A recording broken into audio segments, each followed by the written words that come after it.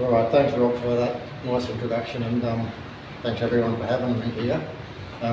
As Rob pointed out, Jill did email me a week or so ago with a request that I come here and talk to you all about how big this problem is with ice. And I will do that, but I'd also like to start by just giving you a bit of a background about what AAIC does, how it got started, and what we sort of plan to do. We've got a pretty big plan over the next 12 months to hopefully make a real difference and I guess get some kids to not take the drug and get some people to get off the drug. So just in terms of the background, it all started when this lady, has any of you met Andrea? Mm-hmm. Andrea was a very successful businesswoman on the Gold Coast. She was a singer, songwriter, actor, did sort of musical theatre and film work. She had two beautiful teenage daughters, but somehow at the age of 40 she found herself on the streets of Melbourne, basically homeless and just using $500 worth of ice a day. After 18 months of recovery and 2 years in addiction, so Andrea sort of smoked, well, as she said, she smoked 3 houses, a Mercedes, all the jewellery, and come home $67,000 in debt after 2 years of addiction. 18 months of recovery, which she'll tell you was pretty rugged, suicidal thoughts and real difficulties. She got through it and she was invited to speak at a school on the Gold Coast.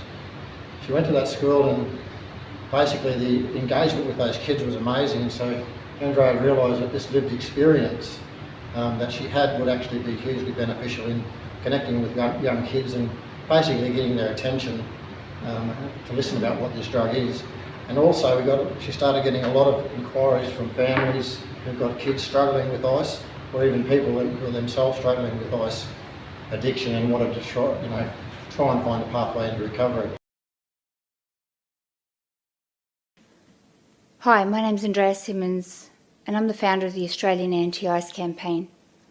The Australian Anti-Ice Campaign was founded in order to raise awareness and educate our community, particularly youth, on the dangers of the drug called ice. You see, 8 years ago I was introduced to an ice pipe. I had no idea what it was, and I certainly had no idea what it was about to do to me. It was introduced to me by somebody that I cared about, somebody that I trusted and had known for 13 years. And I really didn't think it was a big deal to have a bit of a puff of a little glass pipe, not knowing the entrapment and the hell that it was going to take me to. Ice took from me everything that I owned. It separated me from my family, from my friends, from my work, and from myself. Ice took me to a place where I was having severe mental health issues. I was suicidal. I was in psychosis. And I was locked down away from society in what we call Ice World. It was a really scary place to be, and I don't wish that upon my worst enemy. After a year and a half of recovery, I was asked to speak in a school and to share what ice did and stole from me, and how ice had left me scarred for life with kidney and heart issues and memory retention problems. And when I did that, I saw the impact that lived experience journey can have on explaining the realities of ice. And AAIC was birthed in order to unveil that enemy, not only to the community but specifically to our youth who are at high risk of being offered this drug today. Every day I wake up and I think, how many more kids are going to be offered this drug? How many more lives are going to be stolen? How many more families destroyed? We've made it our mission at AAIC to get in front of as many youth as we can, to protect them from the destruction that ice brings. But we're also helping people that are in ice addiction and wanting help. We help them create a pathway into detoxes, rehabs and recovery. Every life is valuable. Everyone is somebody's brother, sister, mother, or loved one. And we're asking you to help today. As community-minded people, you can help make a difference.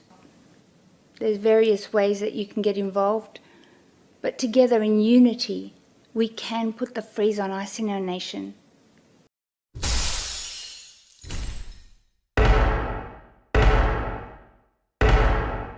So that's the two things that AAIC does essentially, is education, try and stop young people, not only young people, but that's our focus, and also just having what we call lived experience buddies to help people out of addiction. All of those buddies are people like Andrea who have come through addiction and are now in long-term recovery. Most of them, and they're all around Australia, are also people that Andrea and AAIC helped 4, 5, 6, 7, 8 years ago to get clean, and now they come back as volunteers and give back by helping other people who are in the same situation they were in. So it's a bit of a self-perpetuating thing. It's largely volunteer-based. We are about to launch a community ambassadors program, which is what I specifically want to talk to you about at the end of the night, and hopefully get your club to support that. Just looking at the extent of the problem, this is 2022 wastewater sampling, and what it showed back in 2022, the red ones at the top are 2 Australian testing events at different times. So it just showed that Australians are either the highest per capita users of ice in the world or very close to it. Nearly $8 billion worth of ice either injected, smoked or taken as a tablet or some other form orally every year. $21 million worth of ice being consumed every single day. So this is a $1.29 billion seizure. I think that was seized in Canada or China before it got here. This is an example of a meth lab that was busted in Melbourne that had the capacity to produce $60 million worth of ice every week. But the other problem that police have, and border forces and everyone who's trying to stop the supply of this drug, is not only can be made in these labs, but it can be made in the back of a car, in the boot of a car, or a rental property, or a caravan, or a boat. The supply will never stop. So we know that the only real option for us is to try and stop the demand. I think everybody in this room knows that ice is a problem for our country. I don't think a lot of people fully comprehend, and some of you may, I don't know what your professions are, but the extent of the impact on young people in Australia. And I just want to sort of address that a little bit.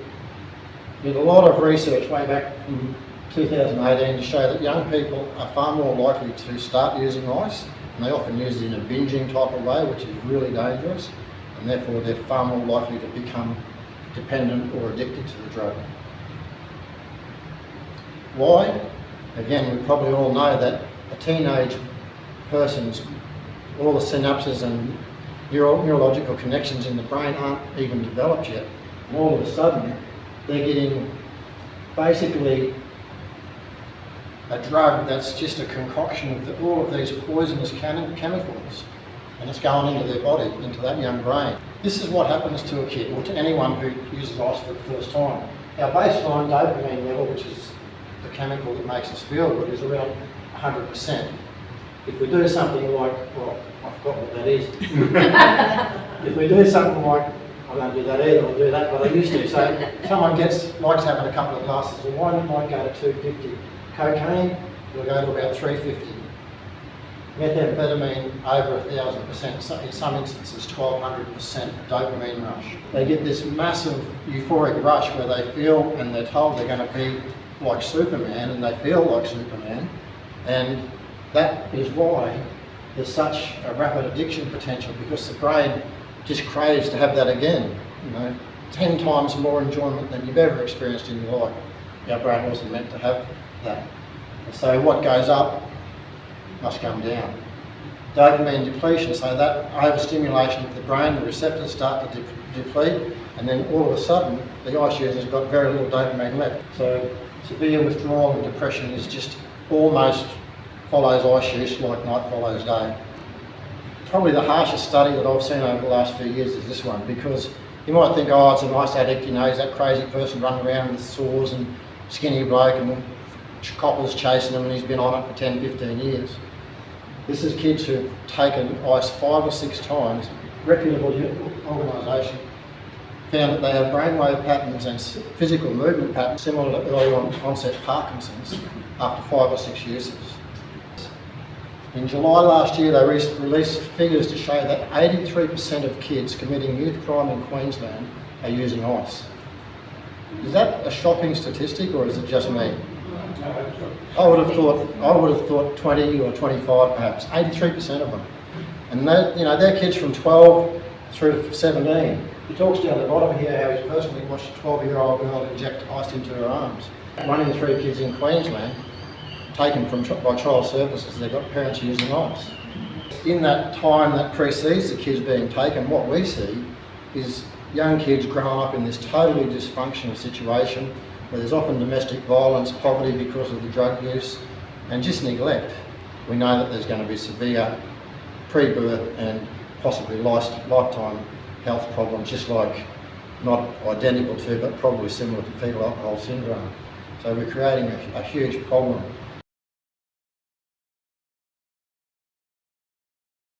We've got a permanent contract with Queensland Youth Justice out at Brisbane and West Moreton detention centres.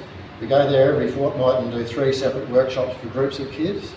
And then late last year, that was increased to do one-on-one support with the kids, because we didn't know at the time 83% of them were using ice, but we were called in there because the staff knew that it was high. But there's just been more and more kids coming forward saying, I'm using ice, when I get out I don't want to do it. So they hook up with what we call our buddies. So people like Andrea, who've got that lived experience, of connect with that young boy or girl, talk to them about their future, put a plan in place for their release, and then stick with them and sort of guide them and walk them into recovery after they leave. We've had incredible results from Youth Justice, as you can see there. What's happening right now is our new Premier seems like a really good bloke. I think you might know David, do you, Jill? Yes, the club does. We will do. Yeah. Will do. And they've, as you might know, they've brought in these massive funding opportunities, up to $340 million over 4 years to help with youth justice. So we really feel we're a big chance of expanding that significantly with that funding. And we hopefully will have a meeting with David shortly, but Michael Crandon is also one of our ambassadors and he's really supporting us. So hopefully we'll expand that. We're also now looking, based on those reports, to get into the youth justice systems in all the other states and territories. So we're looking to move ahead a fair bit this year, and that's one area. We also have our buddies. So as I said, a lot of people who have come through addiction, not all of them, but a lot of them are then drawn to give back and help other people. And as it says at the top there, that can often be beneficial to the person providing the help. So someone who's been through addiction, Andrea, one of our other buddies, have dragged them out, they've got clean, they might have done rehab, and then the last part of their recovery is to give back. It's basically the 12th step in most 12-step programs. And I guess solidify their own recovery by just being there and talking about it more and helping some other people. But what we know is that all of that youth justice stuff and that is really, what we've got to do is prevention rather than cure. So that's really rewarding. We have people, hundreds of people who are clean from this drug that Andrea can put in a belt and say, we're responsible for that person having a new life. But we know, to use that waterfall analogy that is often used, it's better to build a safety net at the top than a hospital at the bottom. And I think with ice, you can add prison and cemetery. And that's what you need at the bottom of that waterfall. So we're going to get up there. There's 1.8 million teenagers in Australia, and our primary focus really is to try and get in front of those kids before someone offers, here's an ice pipe. And guess what they tell them? They don't say, here's an ice pipe and this is going to cause you psychosis and depression and anxiety and suicide. They say, this is the best drug ever invented, it's going to make you feel like Superman. We've been doing workshops in schools for the last 9 years all over in Western Australia, New South Wales, Victoria, South Australia, all through North Queensland. I can tell you that most of our workshops all through North Queensland and Western Australia were funded by Rotary clubs initially. So not ongoing, the Rotary Club would fund the first year, then the school would see what we presented and the school would then come in and fund it from then. So they're still going all through North Queensland based on the impetus that Rotary gave us back about 6 or 7 years ago. The feedback we get is quite incredible. They're not all 10, 10, 10, 10, but very much close to it. So we know we're making a difference. But the problem is that we have is, as you know, this is a big country and there's 1.8 million kids.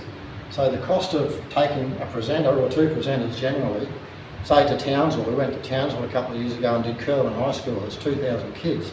But we've got to do them in groups of 60 to keep it interactive and sort of intimate. So that cost Kerwin High School's P&C nearly $18,000 to fly everyone up there, accommodation, meals, and being there for 2 weeks delivering 40 or 50 workshops. So it's very prohibitive. Imagine if I said to you guys, can you come up with 18 grand, I want to do some workshops at Helensvale High School. It's out of the question. So what we've had to do is sort of go left field a little bit and come up with something different. So we've excuse me, developed an e-book, which is a digital document that has 11 people like Andrea who've come through addiction telling their stories, talking about various aspects of addiction and recovery. The idea is basically for mums and dads to sit with their kids and take 45 minutes. There's 12 videos, there's like a minute and a half each at most. This young girl, Emma, when she was just turned 13, one of her friends gave her a pill. I was introduced to ice by a good friend of mine. She said, here, take this, and I swallowed it. I had no idea what it was. How quickly did I get addicted to ice? Instantly. Within a year, I was 13 and I was addicted to ice, smoking it every day. Coming down from ice use was a really scary experience for me. I thought I was crazy. I really thought I was crazy. I would hear conversations people weren't having. I'd get angry at people for the conversations they weren't even having. I would cower in corners and not be able to physically just handle life. I'd see things, I'd hear things. I couldn't look at myself in the mirror. I'd look at myself in the mirror and not recognize who was staring back at me. But I was addicted and I couldn't stop. I just could not stop. I wouldn't sleep for days. I lost contact with all my family. So I didn't see any of my brothers and sisters or my parents. They both moved town, so I was alone during my addiction. I had no family or friends at the time. It was just me. It feels really good to be clean. I couldn't have done it by myself. I needed help and support from others. I really did.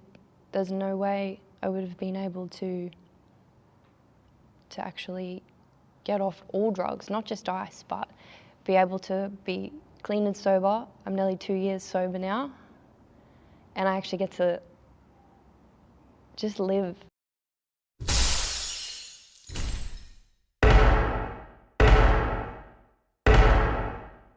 Here's a 12-year-old lad from Bundaberg who has sat with his mum and watched the e-book.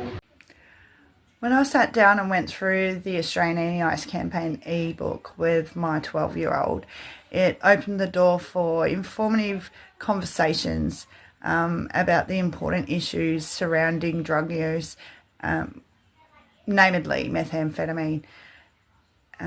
Not only that, he's able to then go and have those conversations with his mates and steer them against using the drug as well.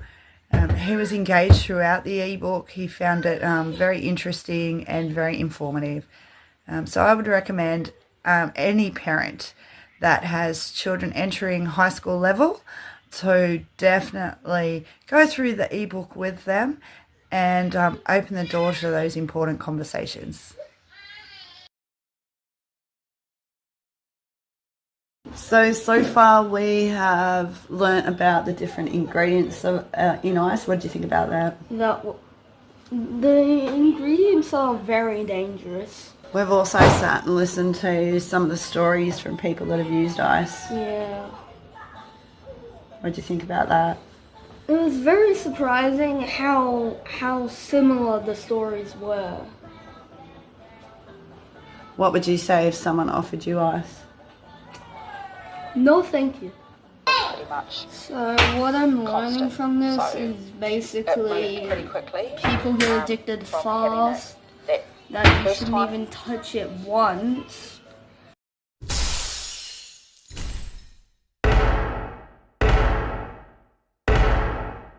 in 3 years' time he could be at a footy club or a party or hanging down the road with his mates. Because it doesn't have to be injected and just be smoke, someone's just got to say, here, have a puff of this, like they did with Andrea. It'll make you feel like Superman. He's got a chance to say, no, hang on a minute, I know what you're offering me and I know what it's going to do to me. If Emma had that happen to her when she was 12, she might have saved herself 5 or 6 years of turmoil and addiction. So that's what the e-book's about. So that's the document that we want to get into millions and millions of Australian parents' hands over the next year with this plan.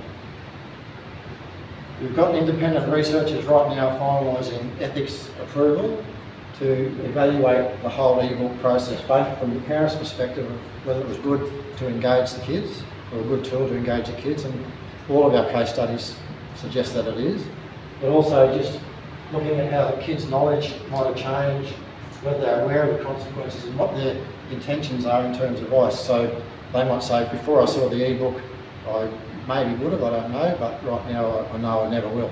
So those sorts of things can be measured by the researchers. Once we've got that, we want to try and get that e-book all over Australia, and because we don't have $6 million to run a national media campaign like the National Drugs Campaign did back in 2015.